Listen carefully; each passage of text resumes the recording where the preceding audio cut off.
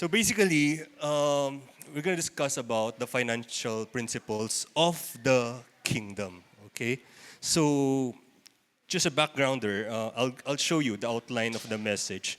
It's very important to start with ano ba yung kingdom before we tackle the financial principles of the kingdom. We need to understand what the kingdom is. Okay, as the Bible described. Okay. Okay, shall we pray? Father God, we lift up to you this session. I know, Father, this is rich in knowledge and rich in wisdom. So I pray, Father, that every ear will be inclined to you.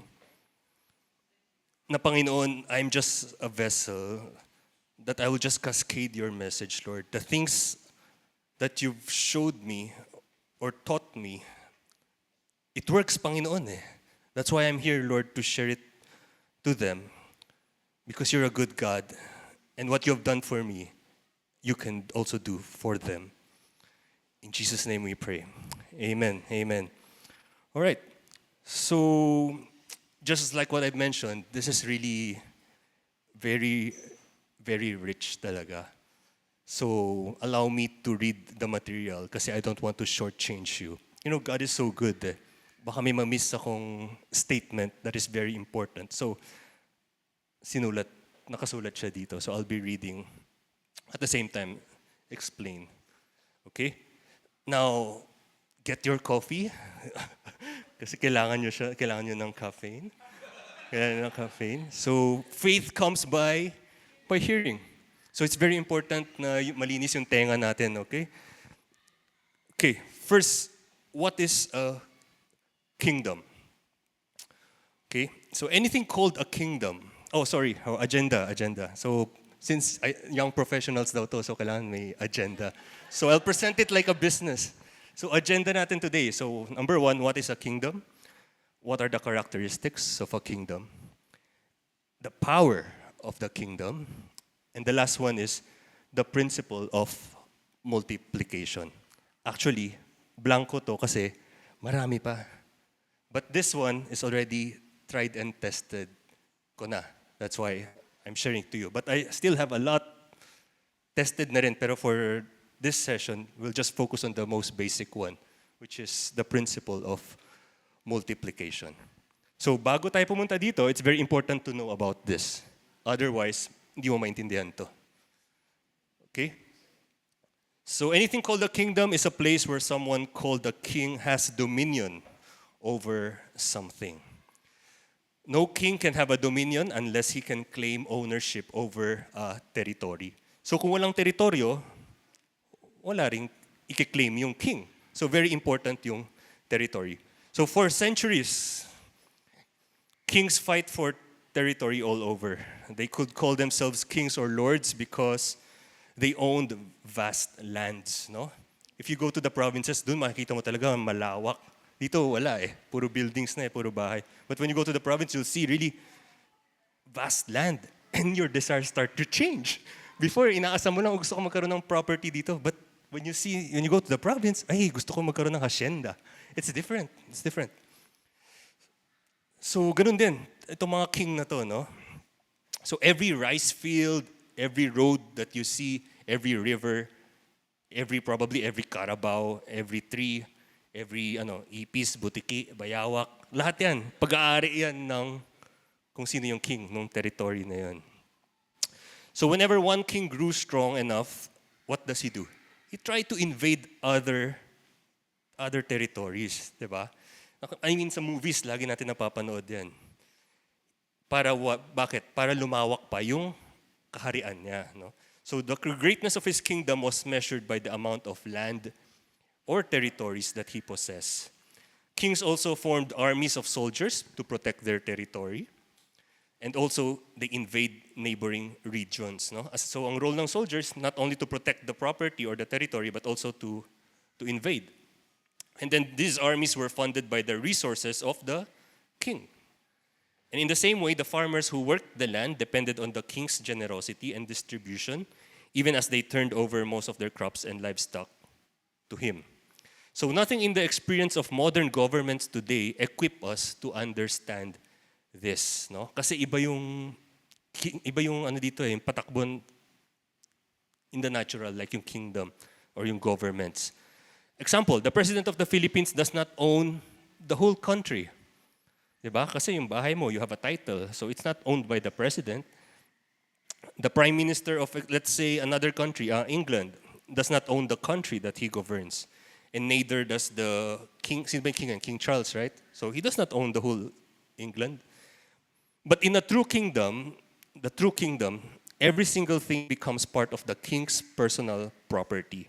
So every mountain, yan, yung na-mention ko kanina, kalsada, animals, plants, food, water, those are all pagmayari ng king because he possessed that territory. So the glory of a kingdom is determined by the size of the king's territory. That is why kings love to expand their kingdoms. The history of kingdoms is a story of expansion. A king must have territory, he must have something to rule, he must be wealthy, strong, and decisive. Okay, the king also embodies the essence of his kingdom. Your ears are still here? Okay, Pak? Kailangan malinis, ha? Our president does not embody our country. He is not permanent enough. Diba? Si BBM, ilan yan? 4 years? 6 years? 6 years. 6 years lang. After that, babay na. Iba na yung papalit. So it's like a part-time job lang. A democracy or a republic is not the same as a kingdom. If you're looking for stability and consistency, you do not want to put your faith in somebody who will be in charge for only 6 years.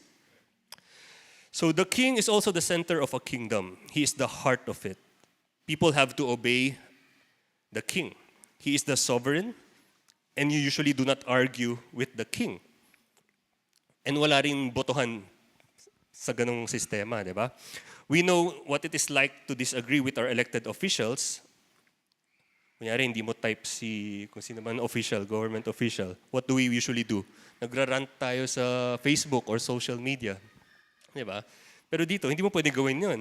Otherwise, you get in trouble. Diba? So if you want na hindi ka guluhin ng gobyerno, eh, umayos ka, diba? Now, a kingdom can be good, bad, or most of the time, good and bad. No? It can be good, bad, or most of the time, a little of both. So why did the kingdom model turn out to be such a typical form of government? We see both beauty and ugliness. There's joy and suffering. Philippine government na lang, di ba? Minsan may good points, may bad points, di ba? Hindi man perfect eh. There's harmony, there's conflict. And then we say that ganun talaga ang buhay eh. That's just life. But in reality, we have two worlds on one planet. So next slide is this one. The earth is the name of the planet, and two worlds that contend with each other are actual kingdoms, which is the kingdom of darkness and the kingdom of light. So this is very foundational, okay? It's a kingdom of darkness and it's kingdom of light. Now, the kingdom of darkness has a ruler and he stands in the opposition of the kingdom of light. So, hiniwalay ko lang siya para mas lalo nating mabilis maintindihan. So, there's kingdom of darkness and there's kingdom of light. Now, interesting is the Hebrew word for darkness is ignorance. And the Hebrew word for light is knowledge. So very interesting. The word prince also means simply a ruler, which is sa darkness, it's Satan. On the other hand, it's our Jesus, who is the prince sa kingdom of light. So when we talk about the world or the kingdom of darkness and the world of light or the kingdom of God, we are not talking about light bulbs that is on or light bulbs that is off.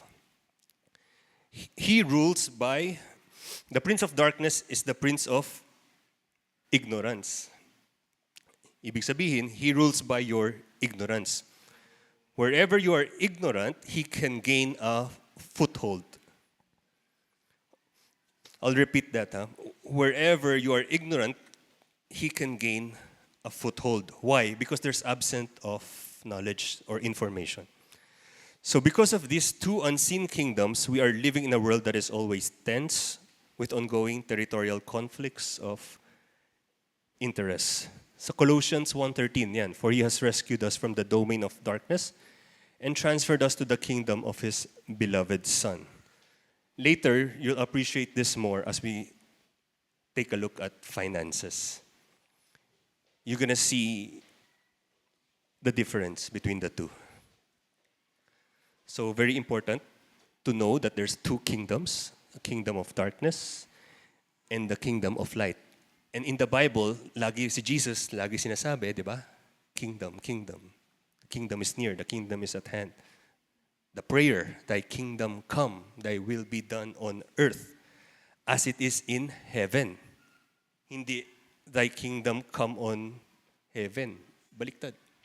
It's heaven, papunta sa earth. Hindi yung earth papunta sa heaven. So it's thy kingdom come, thy will be done where? On earth. Saan ba yung earth? Right now, where we're standing. So next slide, Hosea 4:6, my people are destroyed for lack of knowledge. So in short, ignorance pa rin. Diba? That's how Satan moves. If you're ignorant, kakainin ka ng buhay ng kaaway. So by basic definition, a kingdom is definitely a governmental system, but a kingdom is not a democracy or a republic. The king's word is law, and he does not need to share his power with other branches of government. He is the government. He is the sole and final authority. He is the law, the court, the judge, the cabinet, the Congress, the Senate. He is the head of the state, the president, the prime minister, and he does not have to worry about term limits. And nobody votes for or against him because in a kingdom, nobody votes. Now, point number 2 is just a summary kung ano yung mga characteristics of a kingdom. So here, sa kingdom, there's a king, of course. Kings are born into kingship. It's not nominated and elected. In a kingdom, or all kingdoms, have a lord, which means an owner. The lord and king are the same. The king's power is absolute. In a true kingdom, the king have territory. The king must have a domain. The king owns everything. The king personally owns everything in his domain. The king is never voted out. Next slide. All kingdoms are different. All kingdoms are a country, our nation. Diba? Iba yung patakbo sa Amerika, iba yung patakbo dito. Sa China, sa iba-iba. It's different from each other. All kingdoms have constitution, a covenant that the king makes with his own citizens. They have laws. All kingdoms have laws. And these laws are strict principles by which the citizens must live. And of course, all kingdoms have citizens. Citizenship entails certain responsibilities, and it bestows specific rights and privileges. Here, very interesting. We're going to talk about God's promises to. If you're a citizen of the kingdom of heaven, meron kang certain rights and privileges, which is yung mga benefits. Diba? What verse is that? Do not forget his benefits, diba? So, because we're a citizen. Principle of royal favor. All kingdoms have royal privileges to which the citizen can have access through royal favor. Most of us have experienced favor after favor. And then they have code of ethics. Next slide. Same supply of wealth. We have the same Father in heaven, same source. We just have to learn how to tap into that wealth. The citizens have access to the same supply of wealth. We have a culture, lifestyle, clothing, values, morals, food, and even the way people respond to problems. All kingdoms have an economy. They have taxation system. They have a principle of giving to the king. They have an army. What else? Next slide. Presence equals authority. No? They have delegated authority. They have educational system. They have administration and organization. All kingdoms have a principle of glory related to the sovereign king. Reputation and provision. For the sake of the king's reputation, the king must meet the needs of his citizens. And then principle of decree. Kings do not need to debate propose laws and their decree cannot be changed. Kings can choose citizens. Kings can choose their own citizens. Okay, so the king has been inviting us to realize that we are his children and to become full citizens of the biggest, richest, most glorious kingdom we can imagine. The king here basically is God himself. No?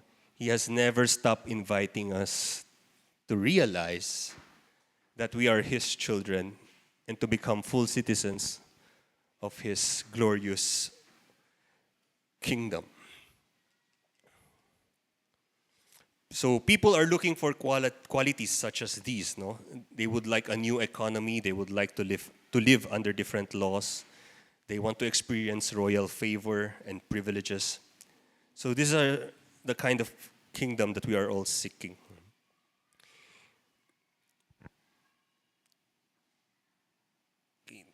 So the kingdom is a family business, and our Father wants to extend his business into foreign territories. He wants his children, like you and me, to run the earth department for him. His intention was to have the earth department look a lot like the headquarters. Diba? Kung meron tayong Live HQ, meron tayong Live Binalonan, Live Iloilo, ganito rin dito. God wants, kung nasan man tayo, to look like his kingdom.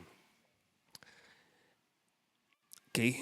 He wants to extend his experience from the invisible world to the visible world through his family members, which is through the believers. He wants his kingdom to come and his will to be done on earth as it is in heaven. Okay? Now, third point, if you want to change your financial future, you have to understand this very fundamental. It can be found in Matthew 6:33. But seek first his kingdom and his righteousness, and all these things will be given to you as well. Pati dito, seek first what? Did it say seek first God? No, it says seek first the kingdom of God and his righteousness. Diba? Bakit nilagay dyan yung word na kingdom? Kasi there are certain laws and principles that the kingdom has na kailangan mong malaman para hindi ka mag-alala sa kung anong kakainin mo bukas, kung anong isusuot mo bukas, o ano yung pambabayad mo sa Meralco bukas, o sa Maynila Water, or sa PLDT. It's because alam mo and you understand how the kingdom operates. Okay? When you read the full chapter, it talks about the physical need. Hindi naman spiritual need yung pinag-uusapan dito when you read the full chapter. It talks about our daily physical needs. So when you seek first the kingdom of God and his righteousness, then lahat yun na inaalala natin araw-araw, all of that will be addressed because you understand how the kingdom operates and you know how to act and how to conduct yourself, how to do business, how to handle your career. Lahat yan, malalaman mo if you know how the kingdom operates. So later, yung principle of multiplication is just one principle. There's a lot more. Okay? So in this scripture, Jesus again is contrasting the two kingdoms and telling us that if we would seek his kingdom, if we would understand or take time to seek knowledge regarding his kingdom and understand how it works, then we will understand how to access it and walk in it. So basically, in English ko lang. Kanina Tagalog. So only, paano natin ito maintindihan? So only by renewing our mind, no, we will be able to grasp the different concepts and possibilities that exist in the kingdom of God. So Proverbs 10:22, the blessing of the Lord brings wealth and he adds no sorrow with it. To really understand this verse, we must first go back to Genesis to take a look at Adam. We need to see how God intended man to live in the beginning. Ano ba yung original design or intention ni God? I think you would agree that when Adam was created, he didn't fear anything. No? Fearless siya, wala siyang kinatatakutan. In fact, the concept of worry and fear were totally absent from his existence. If he had a need of provision, he simply gathered it while in the garden. Of course, if you're familiar with the story, you know something happened that changed all of that. So through Adam's own rebellion, he gave away the access he had to the kingdom of God. He was then kicked out of the garden. So in Genesis 3:17 to 19, we find these words regarding his future. Cursed is the ground because of you. Through painful toil, you will eat of it all the days of your life. It will produce thorns and thistles for you, and you will eat the plants of the field. By the sweat of your brow, by the sweat of your brow, you will eat your food. So makikita mo dito, may sumpa. Pero hindi nagtatapos yung story dito, di ba? We all know that Jesus came para tapusin yung problema na yan. Di ba? So that's so good. So hindi dapat mahirap ang trabaho. No? Kung tingin mo sa trabaho mo, sobrang hirap, hindi dapat. Before when I was working, ganun din, I always drag myself from Quezon City, drive to Makati. Parang araw-araw na lang hinihila ko yung sarili ko sa trabaho. But when I learned about this, it changed my perspective. What happened was you get promotion after promotion after promotion instead of dragging yourself to work. You get excited. There's some sort of excitement. Here we see that Adam became a survivalist. Only by his own painful toil and sweat will he acquire anything. So today we all view life with Adam's fallen survivalist mentality, no? Lahat tayo yan yung mentality natin as survivors. We can prove that claim by asking you a simple question.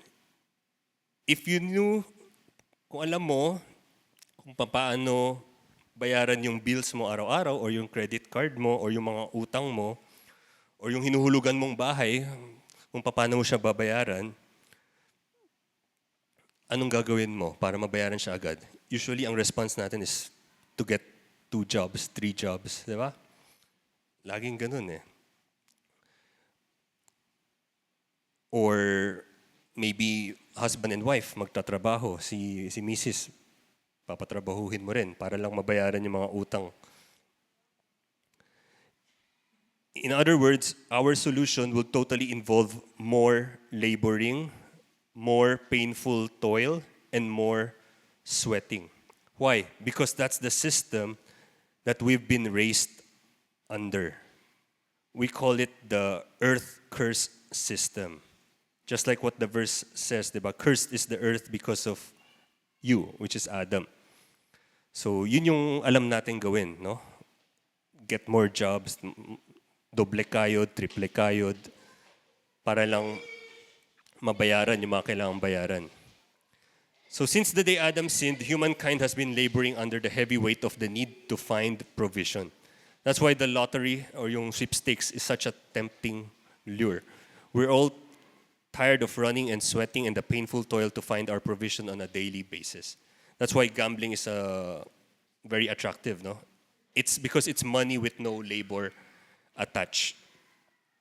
Now, let's take a fresh look at Proverbs 10:22 in light of what we've seen in Genesis chapter 3. The blessing of the Lord brings wealth and he adds no sorrow with it.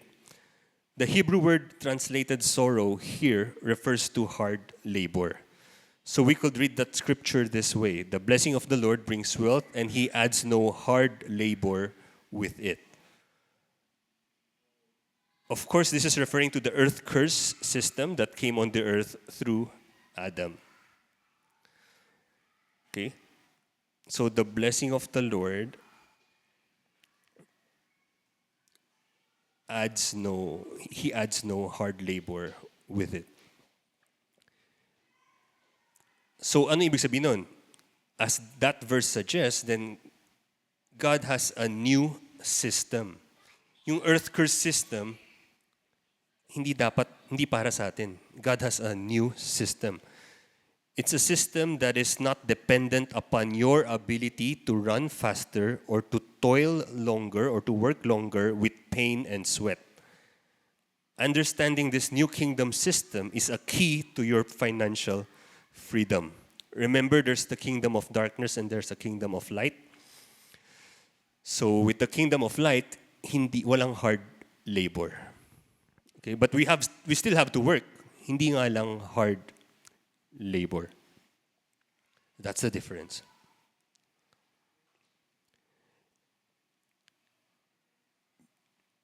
Jesus mentions the earth curse mentality in a parable found in chapter 21 of Luke. It says, the ground of a certain rich man produced a good crop. He thought of himself, what shall I do? I have no place to store my crops.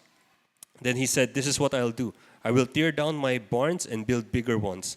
And there I will store my grain and my goods. And I'll say to myself, you have plenty of good things laid up for many years. Take life easy, eat, drink, and be merry.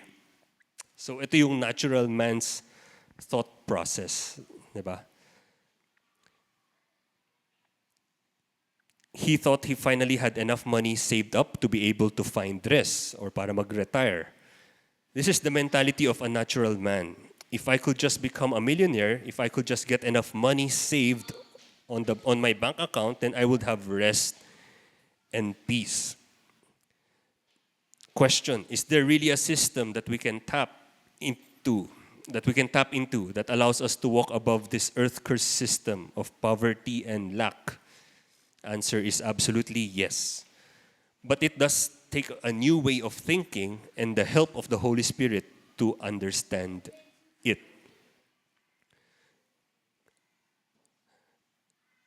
I'll repeat that. Is there really a system that we can tap into that allows us to walk above this earth-cursed system of poverty and lack? The answer is a big yes. But, it does require us to take a new way of thinking, which is a renewing of our mind, and the help of the Holy Spirit for us to understand it. Jesus was constantly demonstrating this new kingdom to his disciples. For example, we find an interesting story in Mark chapter 6 where Jesus was faced with a multitude of hungry people and had nothing to feed them. So next slide. By this time, it was late in the day, so his disciples came to him. This is a remote place, they said, and it's already very late. Send the people away so they can go to the surrounding countryside and villages and buy themselves something to eat. But he answered, you give them something to eat. They said to Jesus, that will take 8 months of a man's wages. So I want you to notice what they said to Jesus. They could only answer according to the knowledge of the system, which is the earth curse system that they had. When pressed with a shortage of provision, kailangan nila ng maraming pagkain, they equated it to labor, which is equivalent to 8 months of salary. We could say it in another way. They were basically saying, Jesus, imposible yan. Imposible yang pinapagawa mo. So when you're facing your financial situation, you may view the problem the same. Labor-oriented way. You may think, I can't run any faster, I can't do any more. That's not the key to your deliverance. The key is learning to tap into the kingdom of God. In the situation above, Jesus explained to the disciples the steps they were to take to bring the outcome they needed. The result, they fed 5,000 men, or very likely 20,000 people, including women and children. And they still had 12 baskets of fish and bread left over. So here we have a clear demonstration of the kingdom of God as compared to the earth curse system, which is based solely on labor, sweat, and toil. The good news is we get to choose which system we live and operate under. Okay, the good news is we get to choose which system we live and operate under. Is it kingdom of darkness, which is the earth curse system, or the kingdom of light? Took me a while to understand this also until I applied it by faith and see how the Lord moves in our businesses. Una, hindi ko rin siya maintindihan. For me, it's, ano yan? Paano yan? It requires faith. Faith talaga yung currency ni Lord. Faith. And when you act on it, when you apply it, I told my wife, there's no backup plan. When you do backup plan or contingency plan, di ba pag businessman ka di ba? Or when you do strategies, usually may backup plan ka di ba? If plan A didn't work, meron tayong plan B. If plan B didn't work, meron tayong plan C. That's how you present to your boss, right? And then that's how you do it in the real world. But kay Lord, there's no backup plan. Otherwise, hindi na faith yun. Diba? You just have to make sure, as I've told some of you, you just have to make sure it's the Lord calling you to do it. Diba? Just like Peter walking on water. Diba? He has to make sure na, Lord, ikaw ba yan? Kung ikaw yan, I'm gonna step out and walk on water. Dahil kung hindi ikaw yan, kung sino-sino ka lang, ay baka malunod talaga ako. So you have to make sure it's the Lord calling you. Then you'll experience walking on water and you'll experience miracle after miracle after miracle. Pagdating sa pera, you'll experience it also. You know, after being healed and being delivered, what's next? This is next. To have that abundant life that John 10:10 is saying. But you have to know how the kingdom operates. Diba? Otherwise, anong kwenta? You get healed and delivered. Ganun ka pa rin. May utang ka pa din. Baon ka pa rin sa utang. Diba? Lagi ka pa rin kinakapos. Diba? Lagi ka pa rin naghirap. Away pa rin kayo, away mag-asawa. Diba? What's the point of getting healed and delivered? The next is to experience what Jesus promised us, which is the abundant life. And it's not sa heaven, it's here on earth. It's now. Too late. Pag nasa heaven, tsaka mo gusto maranasan yung abundant life, pwede naman ngayon di ba? I will see the goodness of the Lord, di ba? Where? In the land of the dead. Hindi, in the land of the living. It's here. It's livable. That's why thy kingdom come, thy will be done on earth, not on heaven. Dito.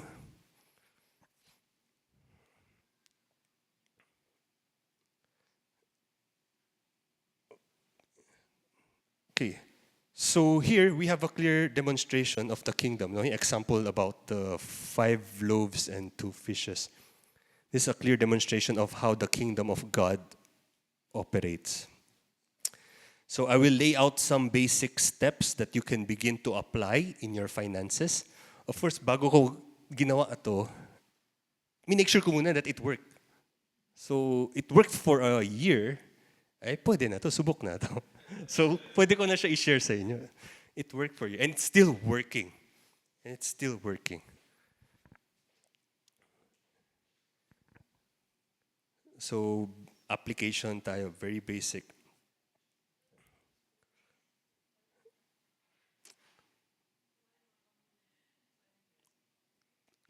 Okay, to see these principles, we're going back to the story of Jesus feeding the 5,000.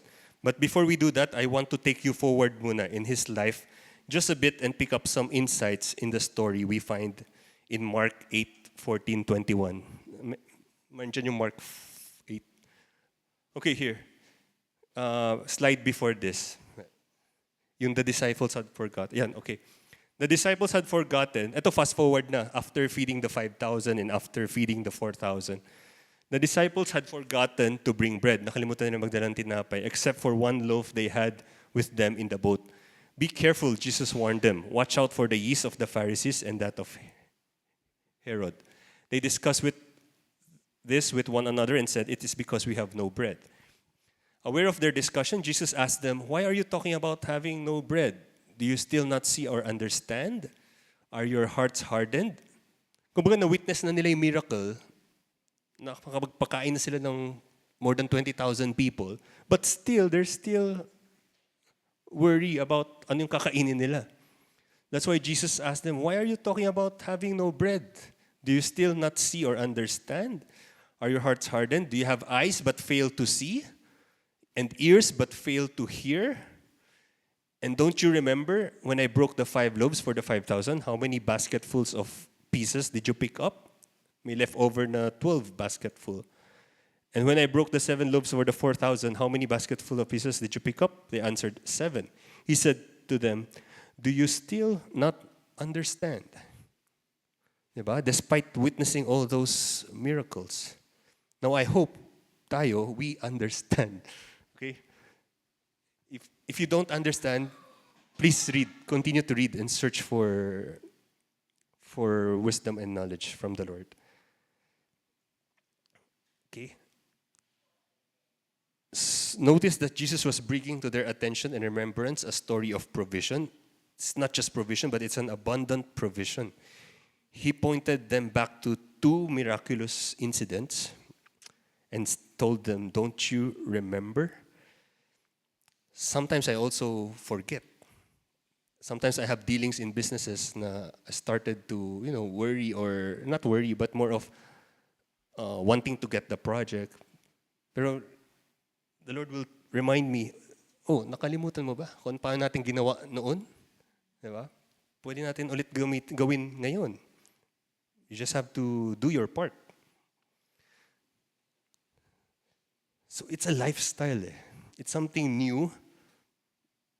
Pero pag natutunan mo siya, hayahay ang buhay. Hayahay. Hindi, totoo talaga. Totoo talaga. Ang sarap. Ang sarap yung lagi kang loaded, di ba? Loaded ng cash, hindi credit card. Hindi, totoo. No joke, no joke. No, totoo. I'm not bragging or something, but it's because of these principles and truths.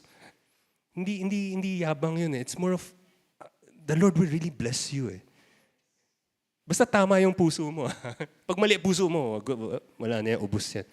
As long as your heart is right, and alam mo kung saan siya gagamitin, masarap. At alam mo kung tapos yung nakakatulong ka sa ibang tao, yun yung pinakamasarap eh. Yung nakakatulong ka sa ibang tao.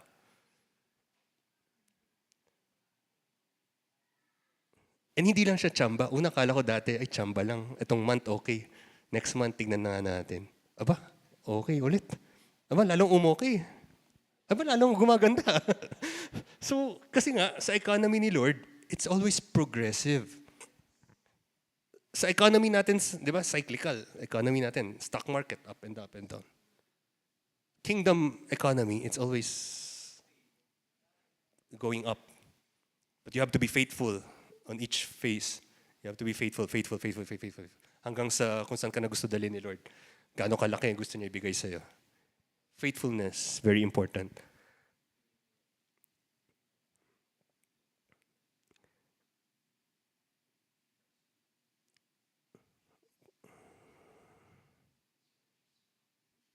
Okay, so let's go to step number 1. Yan, step number 1. So this is based on the story, yung 5 loaves, 2 fish. So step number 1. He said there was an answer that was available outside of the normal earth curse mentality of labor, which, as the disciples pointed out, required 8 months' wages. So put another way, you could say their only natural answer was to slave and to work for it. And that process would have been way too slow to meet the needs in this situation. So Jesus then said, "What do you have?" Okay? This is the first step in operating by kingdom laws. Jesus identified something that they currently had that could be put under the government of God. Once that asset was transferred to God's domain, he will then have legal access to multiply or effect change with it. Let me illustrate. Jesus asked, "What do you have?" No? And they came back with the answer, 5 loaves and 2 fish. Now, in the natural mind, 5 loaves and 2 fish is not a valid answer to the question. Like, what are we going to feed these 20,000 hungry people with? It's not even a solution to the problem. That's barely a lunch for me, actually. But Jesus said something that we need to catch, no? We have to catch this. He said, "First, bring it to me." And so they did. And the Bible says Jesus blessed it. The word blessed means to separate or to consecrate. The word bless in this parable, in this story, not parable. The word bless in this story means to separate or to consecrate. What was he separating the bread from? Diba? Bakit niya sineseparate tong tinapay na to? O bakit niya kinoconsecrate?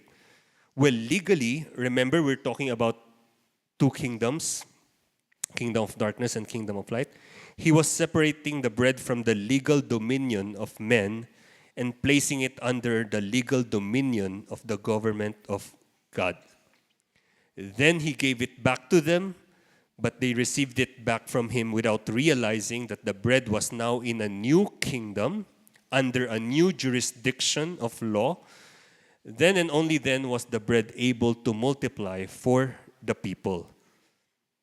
So when you have a need in the area of provision, step number 1 is find something of what you have and then sow it into the kingdom.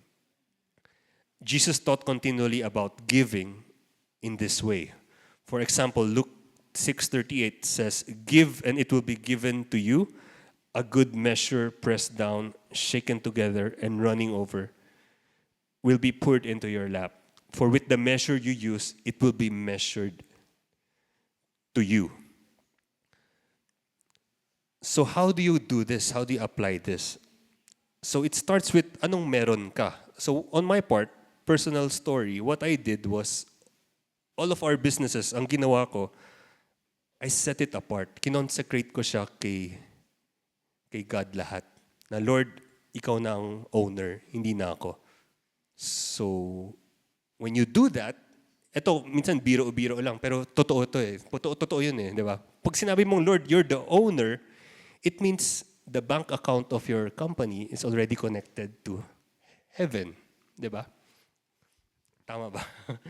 Kasi siya na yung may-ari. Ibig sabihin, you have unlimited supply of resources galing sa kanya.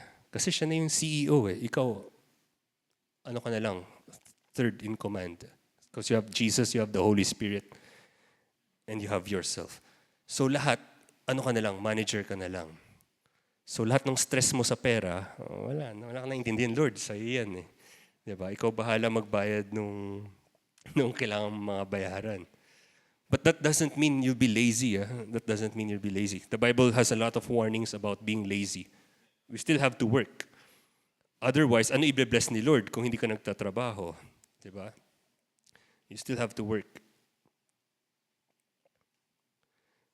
So first one is, what do you have? No, you'll find this in the Old Testament. Even si Moses, yung tinawag siya ni God na to deliver the people from out of Egypt. Ang sabi niya kay Lord, Lord, paano? Wala akong hindi ako marunong, wala akong alam. Ang sabi sa kanya ni God was, what's in your hand? And during that time, ang hawak lang niya is a stick, di ba? A stick. Pero fast forward, yung stick na yun yung nakapag-split ng Red Sea. Yung stick na yun naging ahas, or di ba? Yung stick na yun, gumaling yung mga may sakit. Yung ni-raise up niya yun, di ba? So ginamit ni Lord kung anong meron ka. So right now, what you have on your hand is your career, your money in your wallet, diba? Whatever you have, your network, your friends, lahat yan. It starts from there. Yung skill mo, yung talent na binigay niya sa'yo, lahat yan magagamit ni Lord. So hindi mo pwedeng sabihin na wala ka, no? Na lagi kang wala, or Lord, wala, kulang. No, meron. Meron ka. Kahit maliit yan, kayang palakihin at palaguin ni Lord. So start from there. And then step number 2, the second principle that we need to follow in this story is bringing what we have need of under the dominion of the kingdom of God, just like Jesus did. So you may ask, how do I do that? Well, the Bible is clear on this. It says in Philippians 4:6, be anxious for nothing, but in everything by prayer, which is words, and supplication. With thanksgiving, let your requests be made known to God. And the peace of God, which surpasses all understanding, will guard your hearts and minds through Christ Jesus. This part addresses the anxiousness. But do you think God will answer your requests kung tama naman yung hinihingi mo at tama yung motive mo? Yes. Diba? Hindi naman nagtatapos dyan yung verse eh. This part, God answers our request. That's physical request. As long as tama yung hinihingi mo at according sa will niya.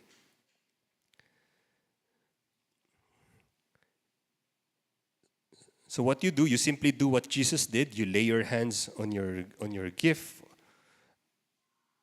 or you can say you lay your hands on your money, and you speak over it. You pray and release it into the kingdom of God. And then step number 3. Step number 3 is we must be sensitive to the plan of the Holy Spirit. Why is this important? Because money is not in heaven. No? Ang pera wala sa langit. If you ask God for money, He cannot bring it to you because money is... Wala naman nahuhulog na pera from langit, di ba? Saan mo siya kukunin? Sa marketplace. Ang pera nasa labas, nasa marketplace, nasa business, nasa trabaho. What the Holy Spirit can do, however, once you give Him the care of your provision, is show you where it is at. By giving you an idea, a plan, a direction, a concept, He can show you how to capture what you have need of. In this case, Jesus gave them a plan. Ano yung plan? Have the people sit down in groups, He said, and begin to pass out the bread. Next slide. If you fail to plan, you plan to fail. Diba? Famous quotation yan, diba? The Bible also says, commit to the Lord whatever you do, and He will establish your plans. Ngayon, ano i-establish ni Lord kung hindi ka naman nagplaplano? So it's very important to plan. Okay? Because the Lord cannot establish something or anything. If ikaw tatamad-tamad, wala kang ginagawa. You have to plan. And then, many are plans in a person's heart, but it is the Lord's purpose that prevails. Ito, Jeremiah, for I know the plans I have for you. Even si God, may plano eh. So, wag mo sasabihin na hindi kailangan magplano. Kailangan natin magplano. Even the Lord has plans. Ang maganda dito, for I know the plans I have for you. This is God speaking. When God made the plan, pag gumawa ng plano si Lord, usually, the best yan, maganda yan, perfect yan, di ba? So what do? We just have to ask Him, Lord, ano yung plano mo sa akin? And the way to do that is by asking and praying. Kasi meron ng plano si Lord para sa'yo. You just have to download it from heaven through prayer and through the leading of the Holy Spirit. And yung plano ni Lord, usually, you'll prosper.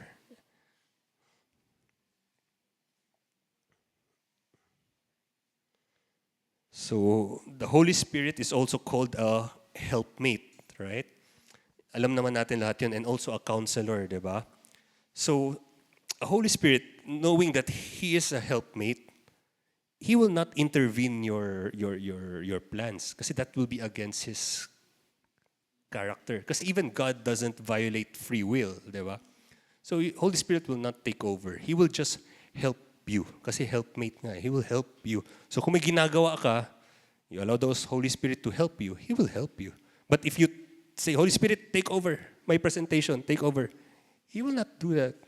You do the presentation and He will guide you through it. Diba? It's like that.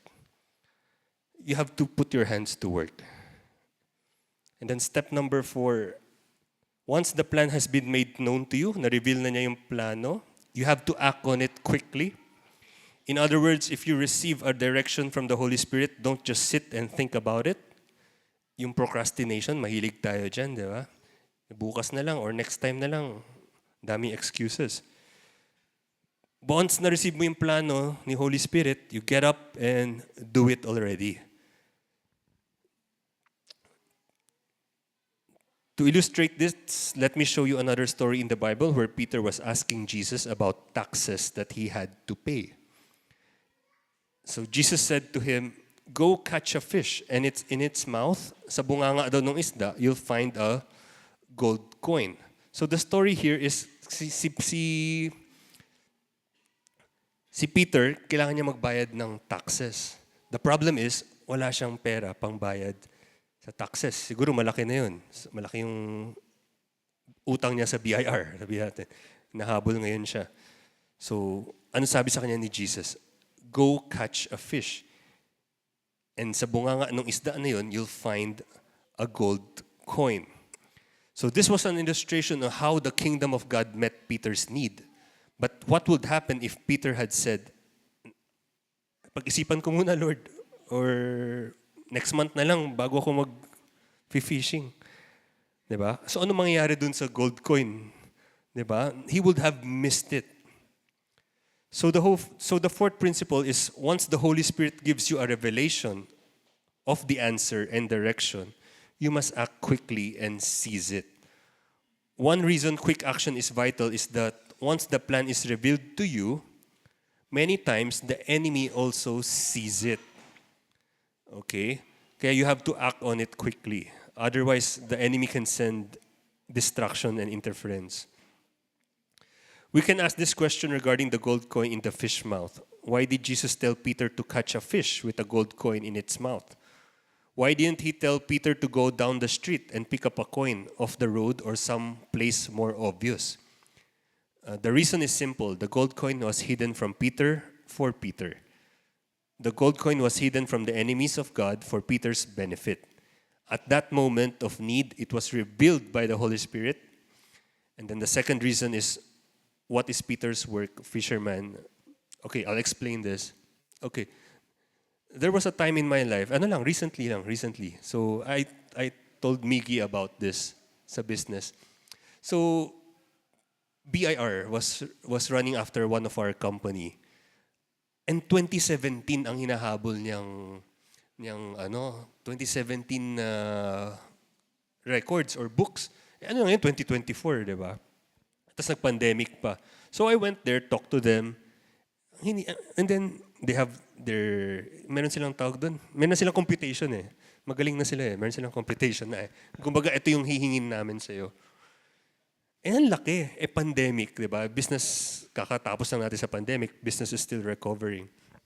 So, it was a huge amount. Hindi ko kaya bayaran. Hindi ko talaga kaya bayaran. Tsaka hindi ko rin babayaran dahil sobrang laki. Kumbaga, I'd rather shut down the business, declare bankruptcy, rather than pay you with that kind of amount. Okay?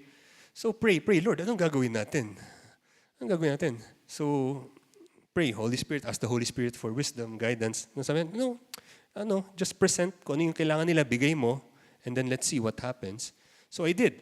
Kalkal ng papeles. Ang problema, yung mga may hawak ng papeles na yun, mga nag-resignan na. Kasi during pandemic, we have to downsize also. So hindi ko na rin alam saan hahanapin yung mga papeles. So anyway, kalkal ng files hanggang may mga nakita. Punta ako sa BIR, talk to them. Ito yung mga ganito, ito yung mga nakita kong papeles. So sige sir, review namin yan. We'll get back to you after 2 weeks kung ano yung findings namin. So they did. After a few months, ganun pa rin. Sabi, sir, ito pa rin eh. Ganito pa rin lumalabas na amount. Sabi ko, bigyan mo pa ako oras. Sabi ko, magkakalkal pa ako. So, kalkal. So, submit ulit. So, I was able to submit everything that I have. Wala na eh. Nabigay ko na lahat. So, kumbaga, ma'am, sabi ko, yan na po talaga lahat. Wala na akong makitang papeles. So, tulungan mo na lang ako kung paano natin maayos to. Kasi definitely, hindi ko kayang bayaran yung nakalagay dyan. So, malaki talaga. Six digits. No, 7 digits. Malaki. Tapos nun, sige, okay, talk to them, discuss. And after that, basta ang clear sa akin, huwag ka magko-compromise, ha? Huwag ka mag-under the table, okay? Masamang testimony yan. Di ba? Hindi pwede. Di ba? Tsaka, apply what you learned. Di ba? You're saying you're already in the kingdom of, you're operating under the kingdom of light or kingdom of heaven. Huwag na yung old ways. Hindi na mag-work yan. So sabi ko, Lord, sige, pakita mo nga sa akin na totoo yung mga sinasabi ko sa inyo ngayon. Totoo yan. So, I went back to BIR. Nabawasan nila ng 1/3. So, sa kakalabas ko ng papeles, naging 1/3 na lang. Pagtingin ko, malaki pa rin. 7 digits pa din. Malaki pa rin. So what I did, sabi ko, Lord, that's it. I already done my part. Sabi ko, since you own this business, di ba? Sabi ko kanina, since connected yung bank account ng company sa heaven, kasi kinonsecrate ko na sa yan, Lord eh. Oh Lord, ikaw na bahala magbayad. Ikaw na bahala magbayad. 7 figures yan. I don't want to compromise. I don't want to destroy my testimony. Kasi dala mo yan. Your ministry is gonna be affected pag di ba? The enemy can use it eh. Any unfinished business or dealings that are bad, the enemy can use it against you. Di ba? Para sirain yung ginagawa mong mabuti. So I told Lord, ikaw na bahala magbayad. So 7 figures. And then I remembered the story. Paano ginawa ni Peter na nakakuha siya ng gold coin sa bunganga ng isda? So sabi ko, Lord, I want to learn. Can you reveal something about it? Can you show me bakit naging ganun? Bakit sa isda? Pray. Seek knowledge, seek wisdom. And it was revealed. Sabi niya, anong trabaho ni Peter? Fisherman. Ano yung produkto niya? Isda. Anong produkto mo? Di ba? So, no. So I started looking at my products and services. And buhos oras, trabaho. Di ba? Hindi hard labor, but I started following up those accounts na dapat na-close na hindi pa na-close. So I did, follow up. And you know what's amazing? Nakita ko yung gold coin sa bunganga ng isda. 1 week before the due date na pinapabayad ako ng BIR, I was able to find the gold coin sa marketplace by doing business, conducting business. No compromises, nabayaran yung BIR on time. So isn't that amazing? Ang galing eh. So that's how you find the gold coin in the fish mouth. It's in the marketplace. It's in the marketplace. Otherwise, saan mo kukunin? Di ba?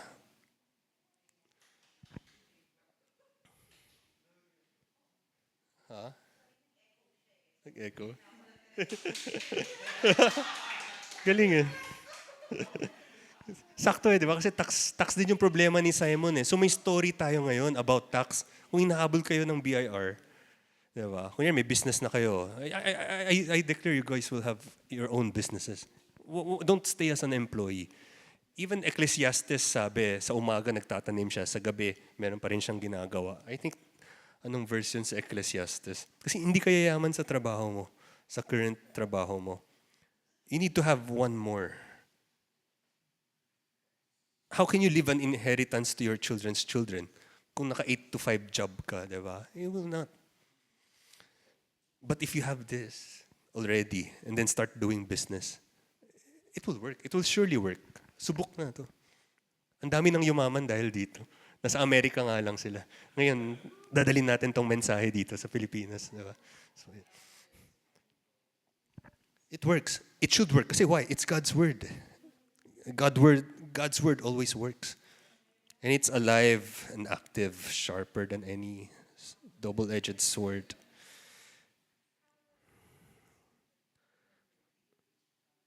Okay, and then step number 5, the 5th principle is once the plan is made known, you understand the urgency of seizing that moment. The last one was you must gather the fragments. Yung mga tira-tira ngayon, you have to still gather it. Stewardship yun eh. Ayaw ni Lord na sayang. Yung mga natira-tira, like yung 12 basketful, you still gather them. Huwag mo siya itapon. This means that by revelation of the Holy Spirit, God is going to point out seemingly little things that are typically overlooked. No? Usually mga tira-tira, ino-overlook natin yan eh, pinababayaan. But don't.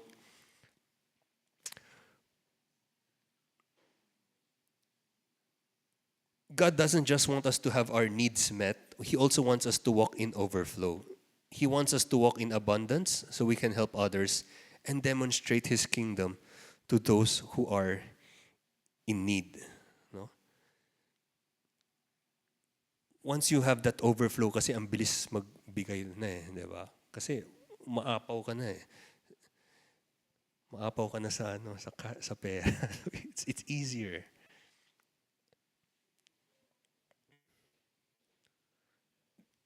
So this comes about by way of the fragments. The fragments on the hillside after Jesus fed the 20,000 people were leftovers. The people didn't really think they had value, but by gathering the fragments and being sensitive to the Holy Spirit, they had 12 baskets left over. No? I'll share another testimony. So, na-apply ko na to sa business. And kailan ba yun? Last few months, 2 months ago, I think. 2 months ago, me and my wife found a need in a church in Iloilo, not live, basta in a church somewhere in Iloilo. We found a need na may kailangan silang ganito. And I'm not bragging. Kumbaga, ang bait ni Lord eh. That's why I'm sharing this. Kasi kung nangyari sa amin mag-asawa, it can also happen to you eh. So I'm not bragging, but I just want to share that totoo to. And there are a lot of testimonies na meron kami about it. So there was a church needs something in Iloilo. And I knew the Lord wants me to give. But I have to verify with my wife. Kasi may asawa ako eh. Kung single ako, okay lang. Kung saan gusto ko dalhin yung pera, okay lang. But I have a wife. So kailangan same kami. We have to be in agreement. And there's also power in agreement. Diba? When you pray in agreement, there's power. So, sabi ko, the Lord gave me a number. But sabi ko, pag nirelease ko to, pag hindi ko sinabi sa asawa ko, magagalit sa akin. so when I, sabi ko, Han, parang the Lord wants me to give this, ganyan. Sabi niya, I knew it. Sabi niya, I knew it. Sabi niya, alam niya na magbibigay kami. And so we did. So the next day, actually yung day na yun, I was so tempted not to go to that person and give it eh. Pero sabi, Lord, no, do it with your wife. Dalawa kayo. So I waited for the next day para sabay kami mag-iabot dun sa taong yun. So we did. We sowed for, basta we sowed. And then, sabi ko, Han, imagine, we never did this before. We haven't given this much. Pero the Lord used us to give this much. Never kami nakapagbigay ng ganun kalaki. And we're so happy that nagawa namin kasi we want to really help a lot of people. And that experience, without this, hindi mangyayari. Without knowing how the kingdom works, it won't happen. Kasi almost 15 years na ako sa businesses. But the last 2 years was amazing. Kung isa-summarize ko sana hindi na ako nag-aral noon eh. Nag-MBA pa. Walang kwenta. Iba yung economy ni Lord, iba yung kingdom ni Lord, iba yung principle niya, iba yung law niya over sa kingdom of darkness or the kingdom of the world. Kasi why? Sa kingdom of the world will teach you to what? Pag kailangan mo ng capital, what do? Utang. Punta sa bangko. Diba? Startup capital, tawag nila doon. Kailangan mo ng startup capital, meron pahiram namin sa'yo. But you'll be enslaved to it. Kay Lord, hindi ganun eh. Sa Kingdom Flight, kompleto ka. Wala kang kailangan. At siya mismo magsusupply. How? Sometimes, divine connection. May papakilala siyang tao na sakto yun yung kailangan mo, yung hinahanap mo. Ang dami instances na ganun eh. And tuloy-tuloy, it's progressive. As long as you're faithful in the little things. It's very important to be faithful in the little things. Kasi kung maliit, hindi mo ma-handle ng maayos, paano mo i-handle yung malalaking bagay? So it starts from there. You have to handle the small stuff faithfully and properly. Sa mga wala pang business or nangangarap na magkaroon ng business, your current job is a testing eh. Kumbaga yan yung training ground mo eh. I've been in the corporate world for more than 10 years also. And when I look back, it's my training ground. I need those days to bring me where I am today. Kasi that's your stepping stones. How can God entrust you with your own if hindi ka marunong humawak ng pag-aari ng ibang tao? Diba? So you have to learn how to handle it first. How to be a good steward, a good manager of somebody else's property before, pag-graduate ka na doon, then the Lord will open doors and give you an opportunity to do business. So in closing, I'll close this session with the words of Jesus in Luke 4 at the beginning of his ministry. Ito, very interesting. At the beginning of Jesus' ministry, Jesus' very first words were about finances. He was reading the scroll of Isaiah out of chapter 61, which contains these words. The Spirit of the Lord is on me because he has anointed me to preach the good news to the poor. What is good news to the poor? It's not to remain poor. Tama? Aside from the spiritual aspect, of course, salvation nandyan. But what is good news to the poor? It's para hindi na kami mahirap. And the verses continues, di ba? Anong good news sa mga broken-hearted? Anong good news sa mga nasa preso? Is to get out of prison. That's good news for them. And then they start seeking the Lord. Good news to the poor is hindi na kami maghihirap. So once you begin to understand the kingdom of God and the potential and the provision within it, my friend, you're going to find that it is really indeed a good news. So basically, that's it. Let's close in prayer. Yeah. Let's pray. Can I ask you guys to raise your hand, both of your hands? Father God, our generous, very, very generous Heavenly Father, who can see us from heaven right now. Father, as these hands are lifted up, Father, I bless them in the name of Jesus, that whatever their hand finds to do, Lord, it will prosper. I pray that these hands will be blessed. But I know, Lord, that more than the blessing, Panginoon, you want the character first. You want to develop the right character first. Wala namang problema sa iyo, Lord, magbigay eh. But kaya ba namin i-handle yung ibibigay mo sa amin? So I pray, Father, that these hands will be faithful to the small things so you can entrust them with the bigger things. This I pray in Jesus' name. Amen. Amen.